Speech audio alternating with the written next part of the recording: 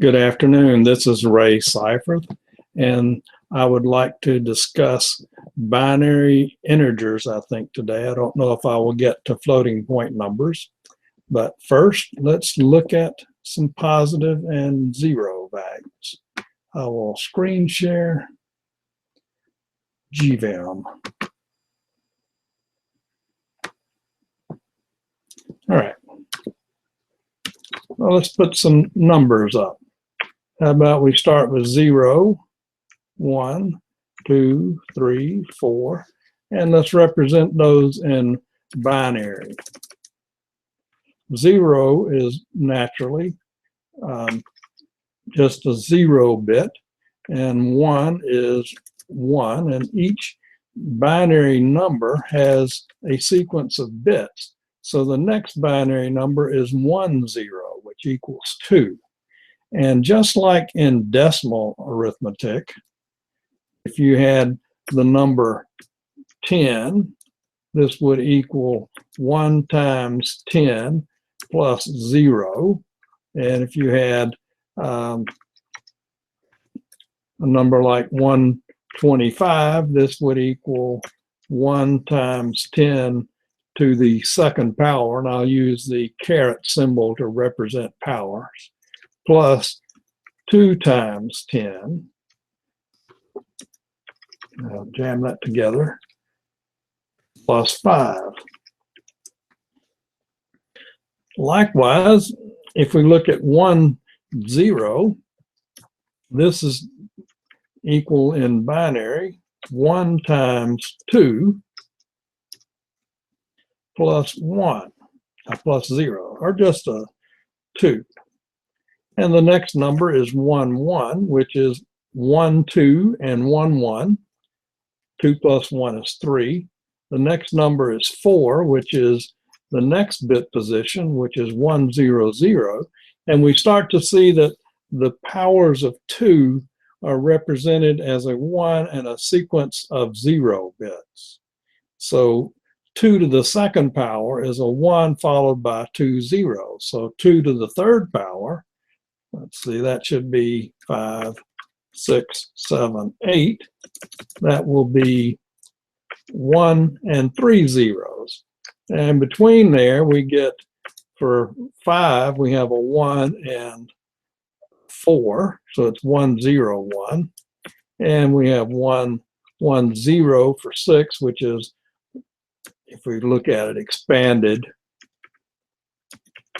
1 times 2 to the second power plus 1 times 2, and then the last bit's a 0, so we won't bother with that. 1 times 2 to the second power is just 4, and then the 2, add those together and you get 6, and the next number is 7. Following that, we get 9, and let's put them in a nice pattern.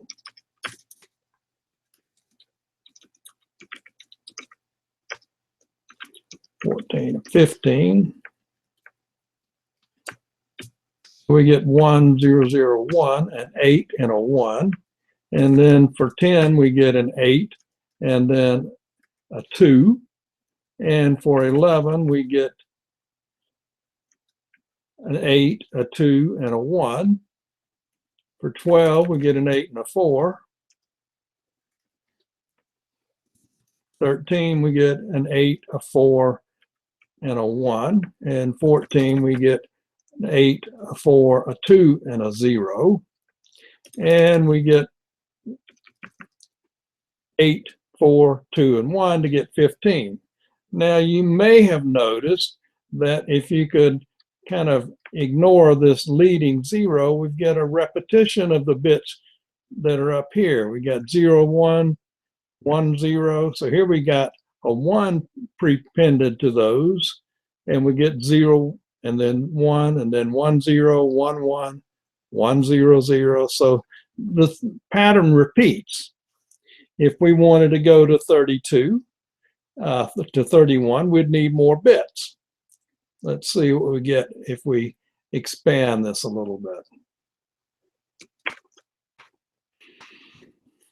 Now the problem is, of course, my decimal numbers aren't too handy.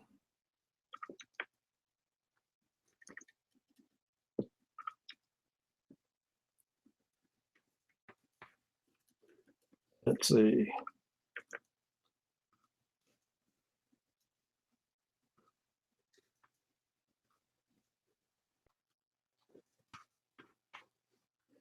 All right.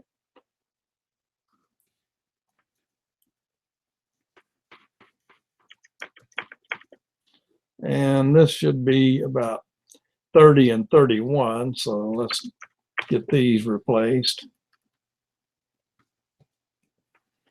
And let's see, 21, 22, 23, 24, 25, 26, 27, 28, and oops, I messed up, 28. I got an error. Where is my error? 12.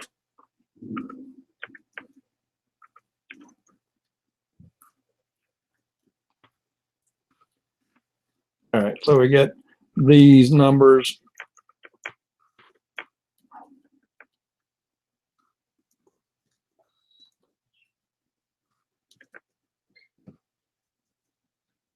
All right. And to make these extended, we have some zeros in front of these first pattern of these things, and we get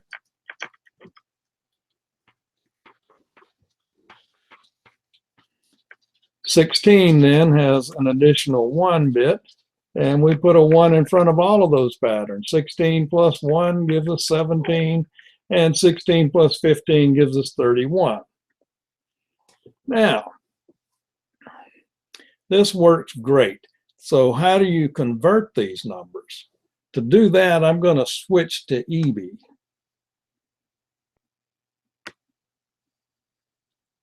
I'm back.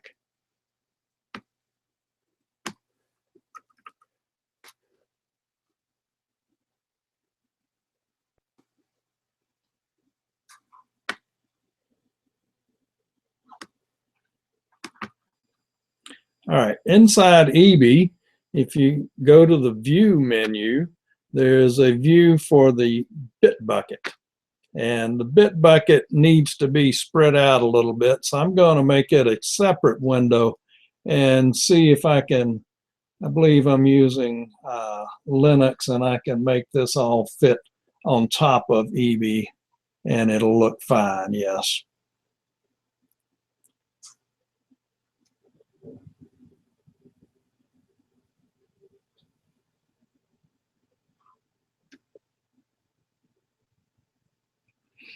All right, so we've got all these unary operators, binary bit operators, integer conversions. So if we want to convert, we get the operator that we want to do, decimal to binary or decimal to hexadecimal, binary to decimal, blah, blah, blah. So let's do, how about decimal to binary? We can take a number like 2000 and click on to binary, and it says that the number is 2000, and we divide it by 2 and we get 1000, and we get n mod 2 is a 0, and I need to expand this a little bit, and it's the n mod 2 that we need to keep track of here.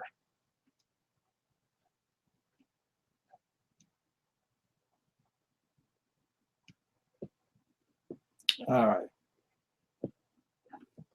It's a wide window. All right, there we go. So in the next row, we take the number that we got when we divided by 2 and put it here. Our new n then is 1000. And again, we divide it by 2 and we get 500, and the remainder is 0. And you can see the result now is 0, 0.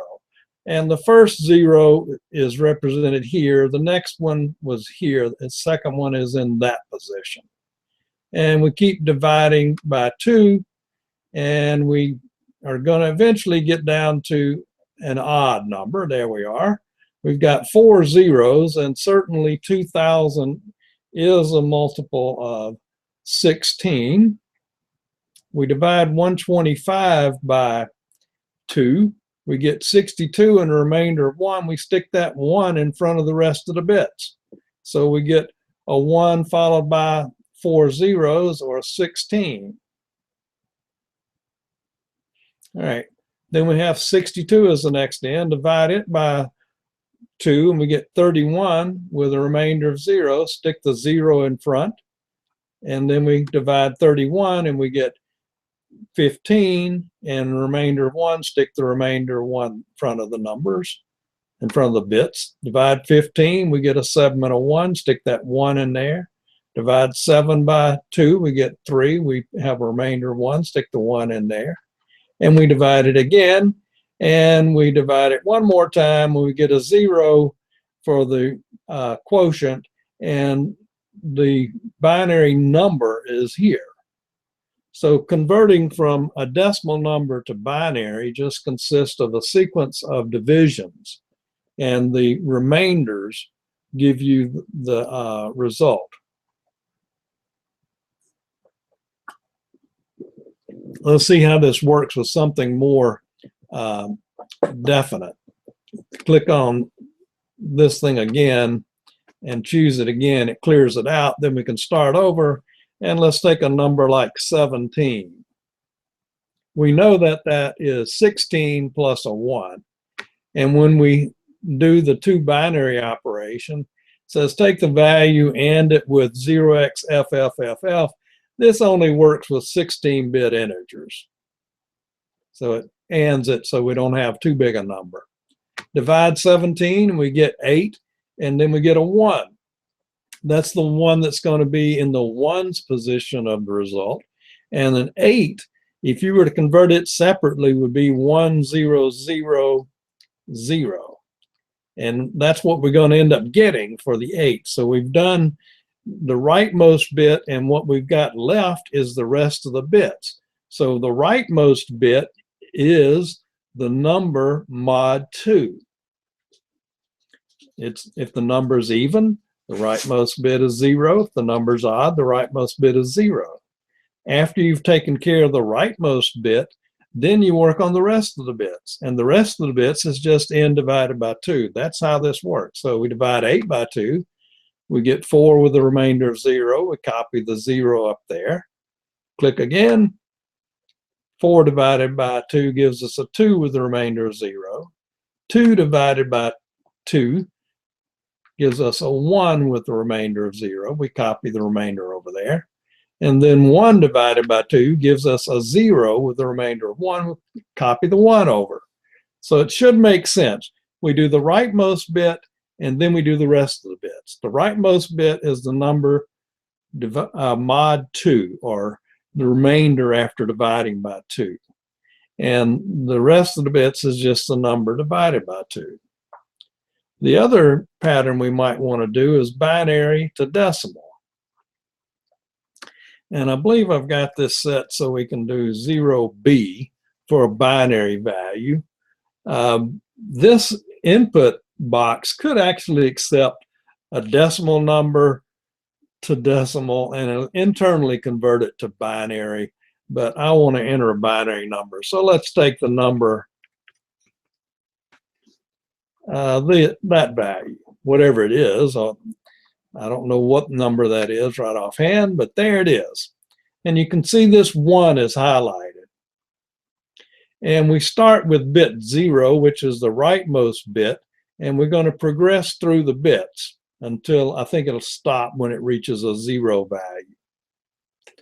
All right, so at bit 0, 2 to the bit is a 1, and our result is 1. Click again, and the next bit we're going to focus on is this 1, which is in bit 1. 2 to that bit number is a 2, so the result is 2 plus the value up there, 1. Click again. This one is a 4, or 2 to the second power. It's bit 2, so that represents 2 to the second power. Add the 4 and the 3, and we get a 7. Click again, and it skips over to this bit because these two zeros don't make any difference. This bit is bit number 5, so this represents 2 to the 5th power, or 32. Add the 7 and 32, get a 39. Then to the last bit, this one is in bit 7, and that one, 2 to the 7th power, is 128, and we get 128 plus 39, 167. All right.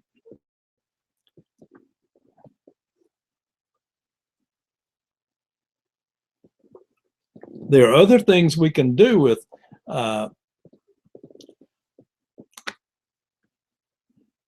let's work with integer math. All right, so if we want to do addition, we can add two numbers. Let's say we're going to add the number 75 and 11. Click on the plus.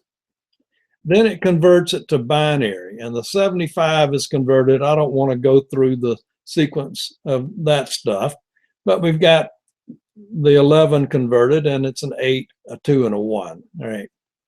So 75, it must be a 64 plus 11, right? All right. So now if we add 1 plus 1, we get a 2. A 2 is a 1, 0, so put the 0 down here, and we carry this 1.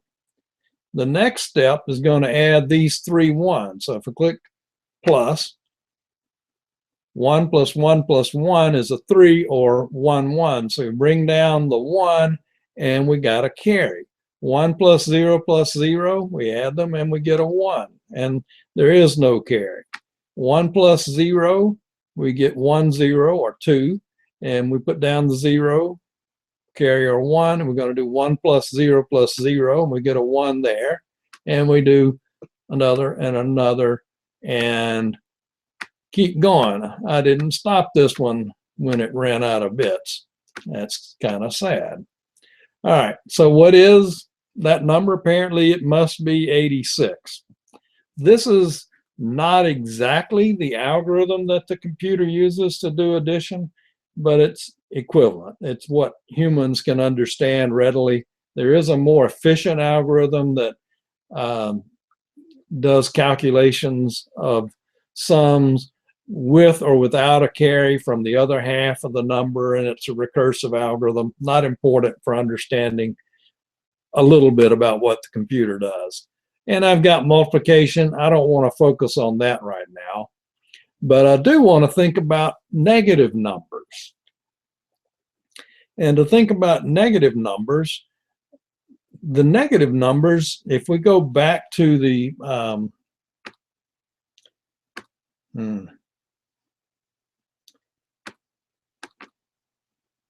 screen sharing of the Vim session. All right, where's Vim? That doesn't look like Vim.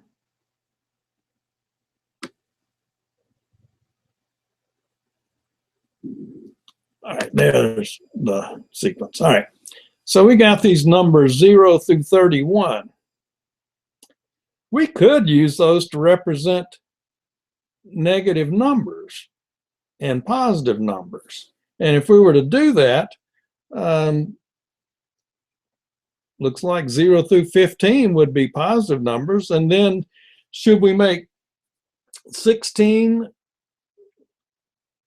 like a -1, or should we make maybe this sequence of 5 1s in a row a -1? Seems like one of those two makes the most sense. So let's consider what happens if you were to continue to add 1, and we're going to be restricting ourselves to 5 bits. If we add a 1 to 1 1 1 1 1, we're going to get a 0 and carry a 1. And then we're going to have a 1 and a 1 get added, and it's going to be, the number would be this number. But if we restrict ourselves to 5 bits, when we add 1 to this value, the 5 1s, we're going to get 0. So it looks like this number, instead of being 31, should be a -1. Okay, if that's a -1, when we add 1 to this number, the 4 ones and then a 0, we're going to get -1. So it looks like maybe this would be a -2. And then if we work our way backwards, we're going to discover that this number is going to be the maximum that we can reach, and it's going to be a -16. Oh, I wrote 9, sorry. -16. I should move this over a little bit. All right, that's the way this works. If you think about it, we get 0 through 15, that's 16 values, and a -1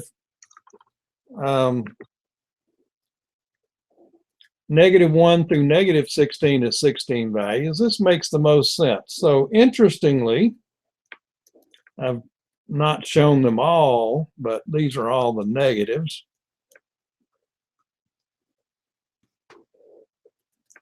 That's phooey.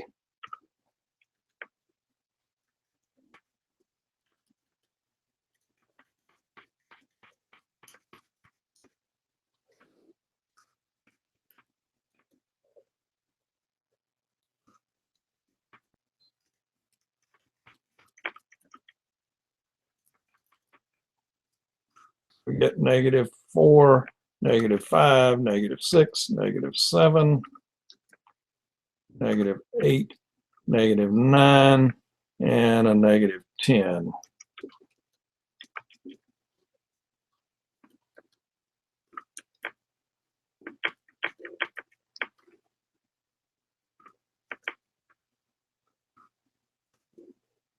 Ooh.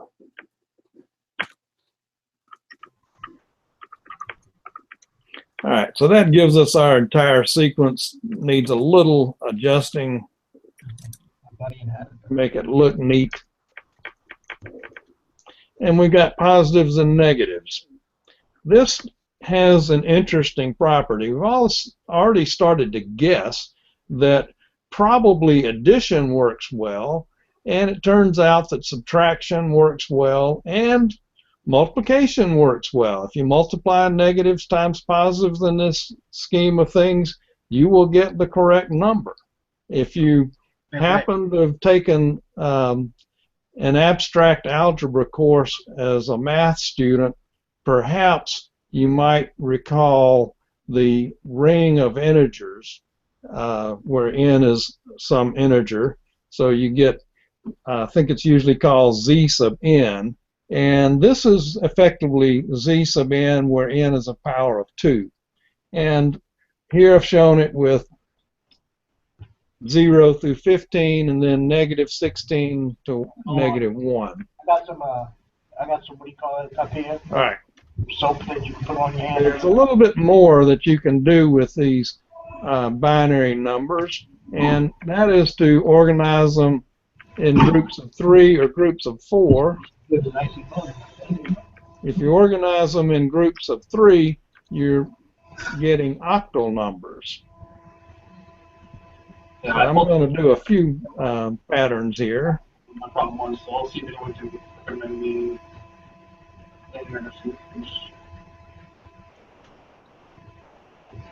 And we got 8 numbers, yes. So same pattern as before, and let's get rid of all that we've done so far. We got 0 through 7. And if you want to have octal numbers, you can organize them in groups of 3 and represent them more compactly. So let's take a number like 101, 1, 1, 1, and 101. This one holds Represented as an octal number, the first 3 bits would give you a 5, and then you get a 7 for the next 3 bits, and then another 5. That looks a little bit better. I found this particular part, the Hobby King, that I also put it on eBay. But like that, We got it on Amazon because the one on Hobby King was out of stock in America. All right. I don't know if that was being broadcast or not, but in any case, we've got an octal value. This is kind of interesting, but it has a defect that I don't really like. And I remember from a long time ago that I saw this number a lot in the computer that I was working on. It was the octal number, and as an octal number, it means 1 and then 0, 1, 0, and then 0, 0, 0, and then 0, 1, 0, and 1, 0, 0, and that. But in reality, what this was 1, 0, 1, 0, 0, 0, 0, 0, and then 1, 0, 1, 0, 0, 0, 0, 0. It was the same byte repeated. And on the computer that I was working on, this was the representation for an ASCII space character. So 2 spaces in a row dumped out as octal numbers give you 120, 240. That's stupid. It's handier for most of the times that you use a computer to represent values as hexadecimal. So the 1, 0, 1, 0, 0, excuse me, 1, 0, 1, 0, and then 4 zeros would be a more favorable way to represent this set of 2 bytes. And represented as hexadecimal, this would be, well, we have an interesting problem. We've got an 8 and a 2. You get a 10. Well, you have to use the letters. So I will use a lowercase a. I'm out of uppercase a. A, 0, and then a 0. Or you can jam them together. Now, if you see A0, A0, you certainly recognize that you've got 2 bytes that are identical back to back. All right? So hexadecimal is usually a handier way to represent things, but you get these values. Let's see, we got 8 values, so do 8 yank.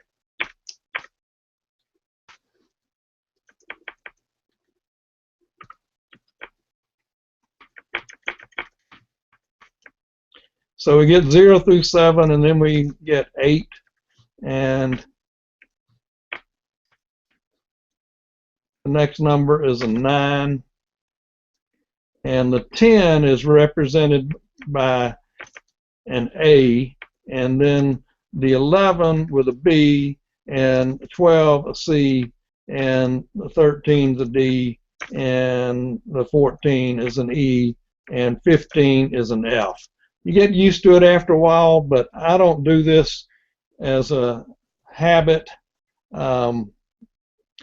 Somebody that fooled with hexadecimal a lot might get used to adding things like C plus A, but it's pointless. Only reason I can see for representing a number in hexadecimal is if you're really interested in the bit pattern and binary is inconvenient.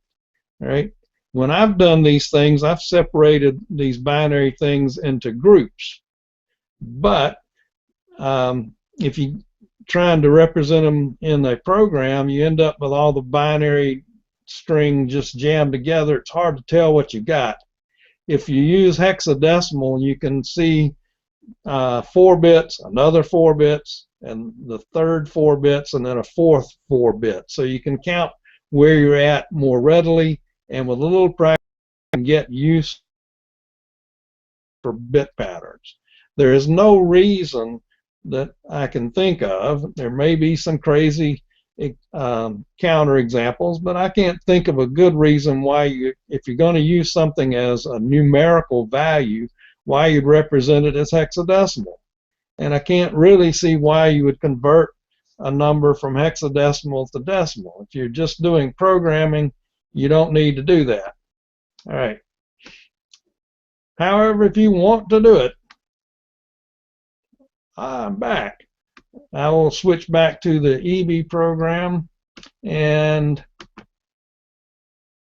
we've got these integer conversions. You can convert, I didn't put any octals in here, but you can convert a hexadecimal value to decimal, although you have to enter it in proper hexadecimal format. I use 0 and a little x and I usually use uppercase letters. So if we want to figure out what the number A05A, keep it consistent, is in decimal, we can do it. All right, A is the first part to work on here, and it's at nibble 0 to, well, it should be 16 to that nibble power. Anyway, that's the value of an A is a 10, so the result is a 10. And let's see, this is bad. This should be 16 to the nibble. I hadn't noticed this prior to today. All right, so the number is a 5 that we have here, and it's at nibble 1, counting these nibbles as 0, 1, 2, 3, and 16 to the first power is just 16. So 5 times 16 is 80. Add, get 10 plus 80 and 90. And the next one is it skipped the 0. The A is in our nibble position 3. 16, act like this is a 16.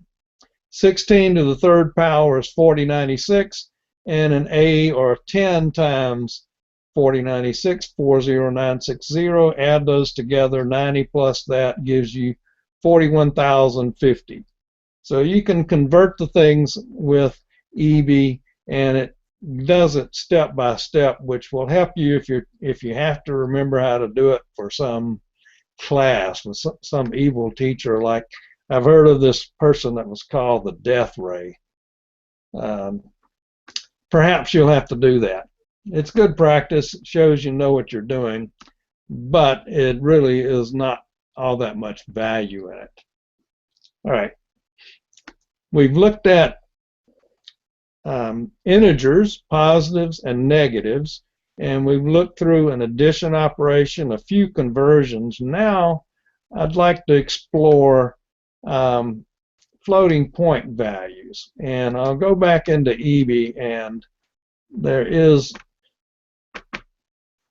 a part of EB called the toy box, and I'm not going to get through with floating point numbers, but I want to look at the toy box. And I'll make the toy box a separate window and then make it bigger so we can see all I'm working on here.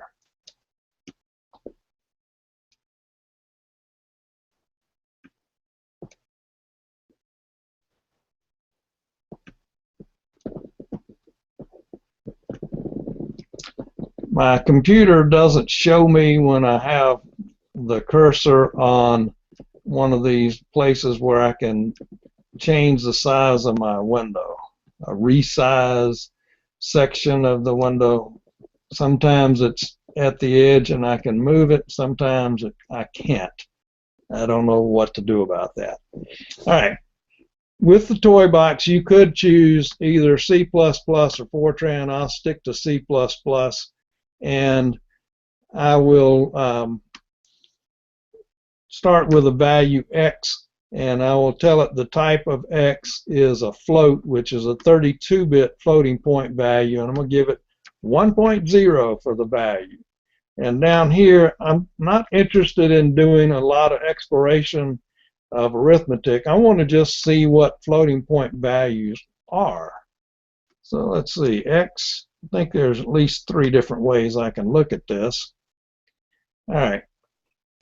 We can choose the format of the result here. The type is float. If I did X plus 1, I'd get a double, but I'd rather stick with a float, so I'll just use X.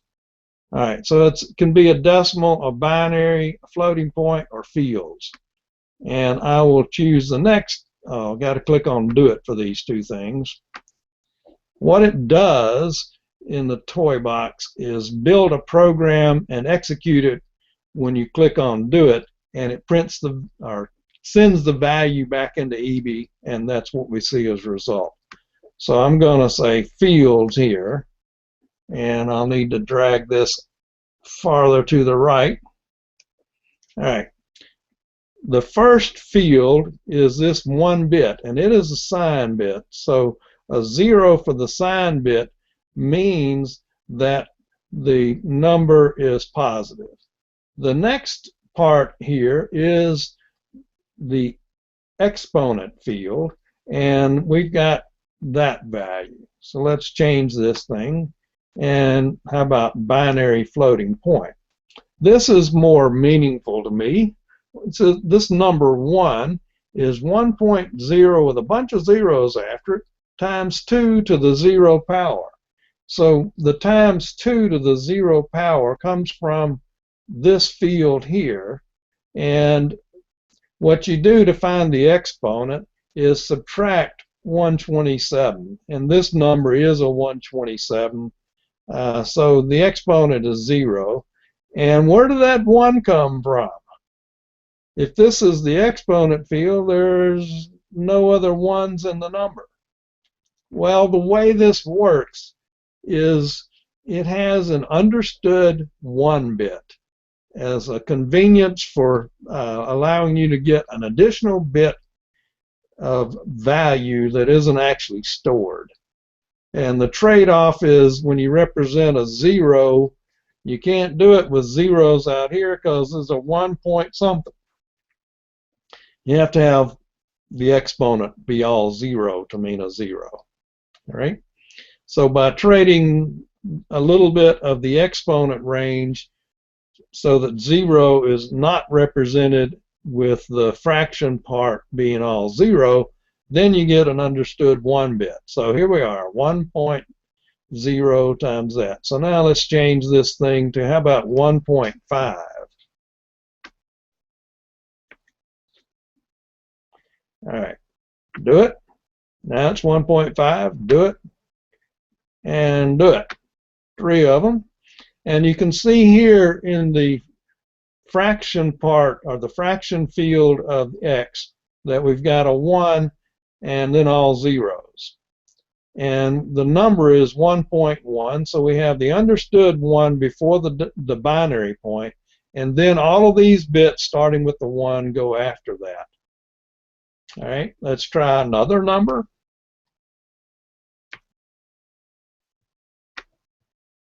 $1.75, and I'm picking my numbers carefully, right? So that I will have exact representations. All right, so we get the, so far our fraction, our exponent field has remained the same. We get 1 point something and then times 2 to the 0 power. And we get 1.11.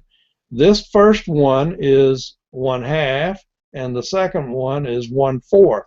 Or in decimal, 0.5 and 0.25. The next bit would be 0.125. So you get a bunch of things that end in a 5, right? Because you start with the fraction part. So let's go for, how about 12.75. Do it, and do it. All right. Here we get a little bit longer representation. We still get 1 point something, but now we've got this exponent field is a different value.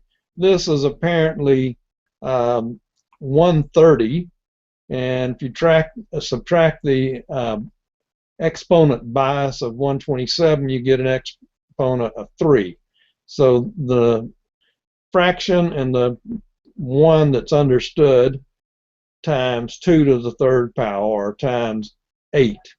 So we get 1 point, this would be a 0.5, but when you multiply the 0.5 times 8, you'll get 12.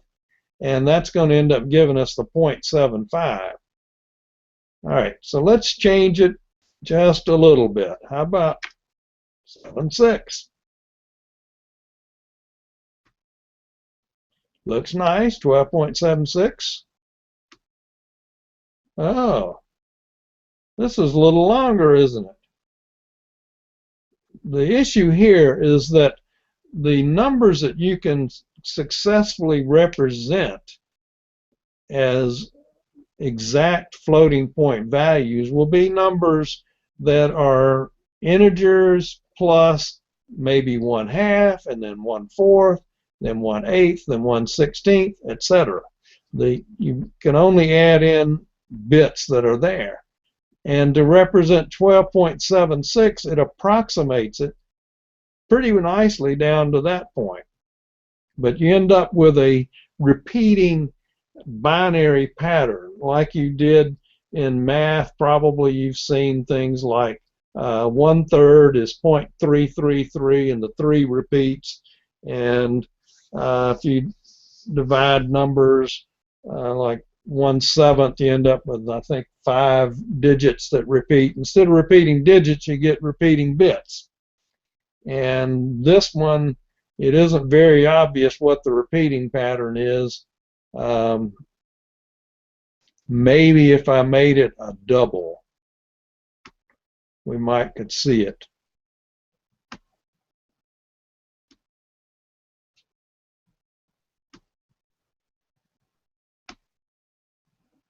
All right, so it lost the format when it changed the thing. So binary, floating point, and double's pretty big. It's 64 bits, and you have a bigger exponent field. And I'm trying to expand this so we can see the whole thing.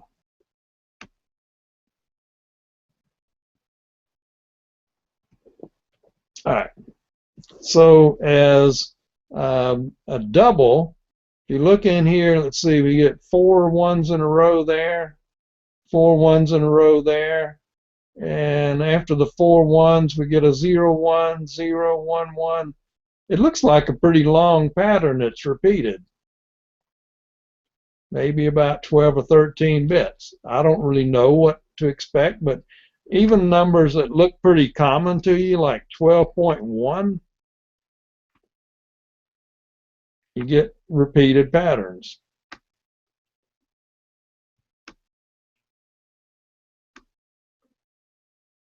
So the repeated pattern with 12.1 is a little more obvious. You get 1, 1, 0, 0, 1, 1, 0, 0, 1, 1, 0, 0, and that looks like a repeated pattern like you get with repeated decimals where you put a bar over it. But the computer is approximating the floating point values. It doesn't, it would be slower to try to give a representation that is essentially a fraction. There are mathematical programs like Maple and a bunch of others, but Maple can represent numbers as rational numbers or fractions. All right.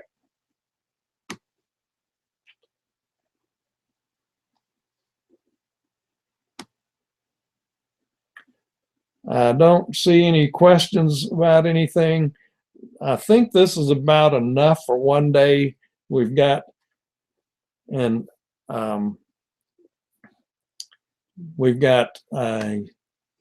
discussion of how the computer stores integers, and we've gone through adding integers, converting integers from binary to decimal, decimal to binary, hexadecimal, and we've discussed how negatives should be stored, and I haven't described the process, but the process is called 2's complement, and should have done that. Maybe I should switch. One more time.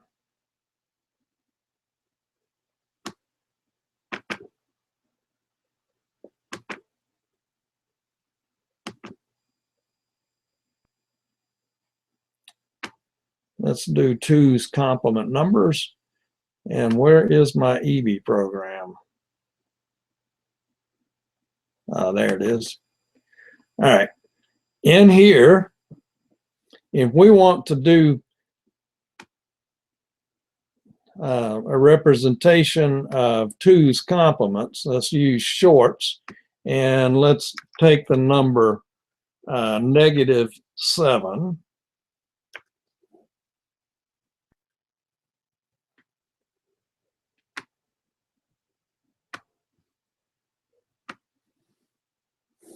All right, we can look at the number in binary and we get this pattern. It would be interesting to look at 7. Let's try changing y to 7. and convert it using EB to a nice pattern. It should be a short to make it smaller.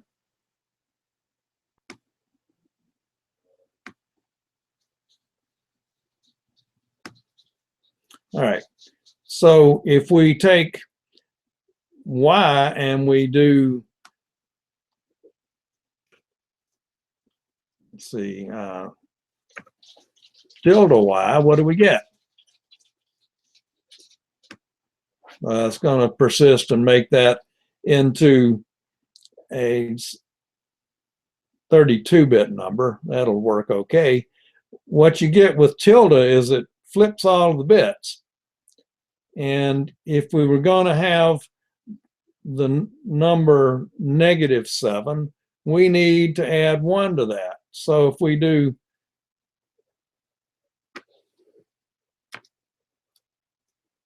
tilde y plus 1,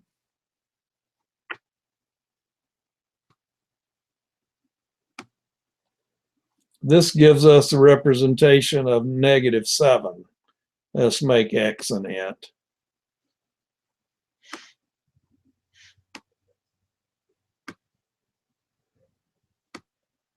So the way you convert a number to its negative is you flip the bits and then add 1. That's called 2's complement.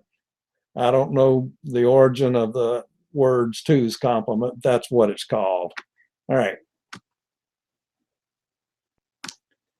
Maybe next time will be a little floating point conversions, but this is enough for today. Later.